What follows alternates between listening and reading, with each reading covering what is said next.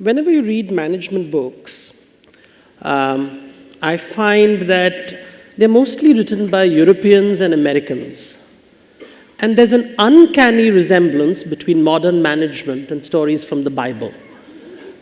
So let's look at the book of Exodus. It speaks of a people enslaved who were denied dignity, who were denied freedom, who were denied resources, until the prophet comes along. And then he shows the people the vision of the promised land, something that no one has seen. And people follow him. They follow him across the sea, across the wilderness to find this promised land. And in order to get to the promised land efficiently, you need commandments, rules, do's and don'ts. And what is the problem that the prophet faces on the way to the promised land? Something which is very common in management. It's called non-compliance. And that's how management books are designed. Think carefully. You begin with the problem statement.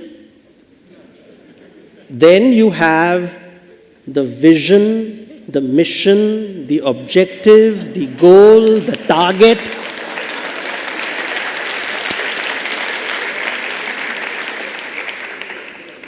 Then you have your tasks, your standard operating procedures, your regulations, your guidelines, your principles. And finally, you have the auditors, the internal auditor, the external auditor, the government, the regulator, and you go towards the great promised land called profit. So I asked myself a question. If modern management is based on stories from the Bible, could Indian management be inspired by stories from the Puranas? For those who don't know, Puranas are the ancient chronicles where the stories from Indian mythology are contained. And I found something very surprising. I found not one promised land, but 3 promised lands. Yeah? The first promised land is called Swarga. Swarga means paradise. Why is it called paradise? Because there is a cow called Kamadhenu, the wish-fulfilling cow. Ask for anything and the cow will give it to you. There is a tree called Kalpataru. Stand under the tree, ask for anything and you will get it. There's a jewel called Chintamani. Hold it in your hand, ask for anything and you will get it without effort. In management language, this is called infinite return with no investment.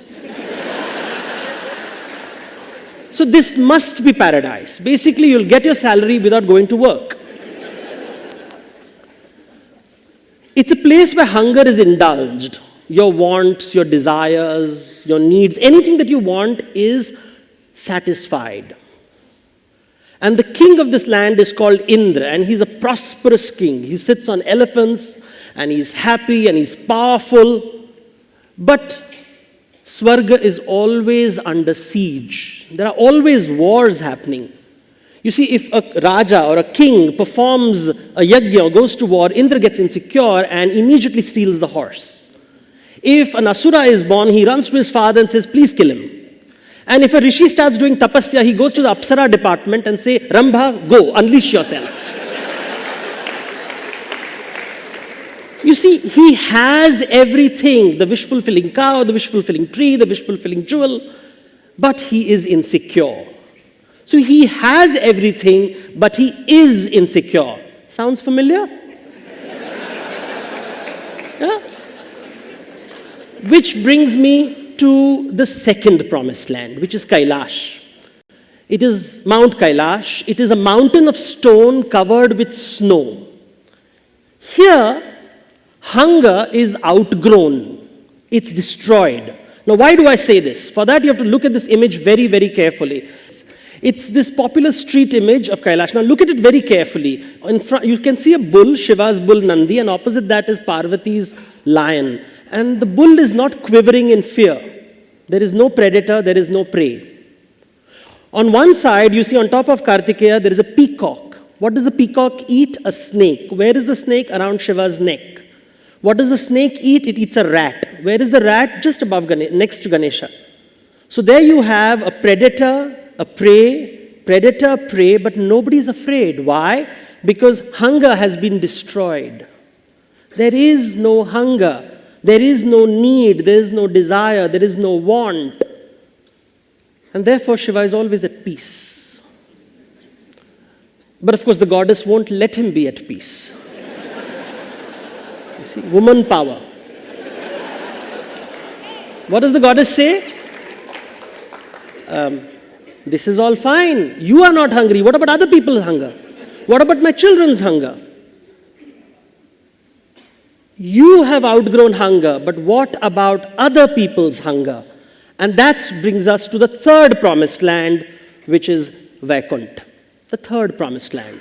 Here Vishnu is reclining on his serpent and is surrounded by affluence and abundance, but their prosperity is accompanied with peace. There is also peace here. Now what has happened? What is different over here? It's a happy playground. It is not a ranabhumi. It's not a battleground. It's a rangabhumi. It's a playground. Over here, other people's hunger is taken care of. Vishnu participates with the world. He engages with the world. What he does is he descends and does various roles, sometimes as king, sometimes as prince, sometimes as a lover, sometimes as a priest. This is what the Americans call avatar. Yeah? So we have three promised lands which are based on three different beliefs. What is belief? Belief is subjective truth. Your truth and my truth. And to understand the belief which underlies these promised land, we have to understand the difference between animal hunger and human hunger. Human hunger is different from animal hunger in three ways. First, quantitative. I'm not just hungry for today's food, I'm also hungry for tomorrow's food, and food the day after tomorrow, and the food after 10 years, and the food after when I'm retiring, and food for my children and 10 generations from now. So I'm going to save and save and save and hoard and hoard and hoard and insure myself because I want to be assured of food every day for the rest of my life and even in the future after that. Human hunger is also qualitatively different. We are not just hungry for food, we are also hungry for status, for power, for property. Animals have territory, but they can't bequeath territories to the next generations. We need property that we hold on to and pass on to our children and our children's children and their children. And the third point, and the most critical point, is because humans have imagination, we also have empathy. I can be sensitive to your hunger. I can feel your hunger, both quantitative and qualitative. And that's what makes humans unique. And that's what underlies these three promised lands. You see, Indra believes that my hunger matters first. Shiva believes I can outgrow my hunger. Vishnu says your hunger matters first. The question is, which hunger matters first? Your hunger or my hunger? In the business world, which hunger matters first? Is it the shareholders? Is it the employees? Is it the customers? Is it the vendors? Is it the politicians, regulators, society, environment? Whose hunger matters first? And ask yourself, in a relationship, whose hunger matters first? Parents or child's? Husband or wife? Relative or stranger? Yours or mine? And when have you had a happy relationship? Ask that question. It's a rhetorical question. We have to ask ourselves, because there's no clear answer here. You see, most of us are born Indra, and we say, your hunger only matters if you satisfy my hunger.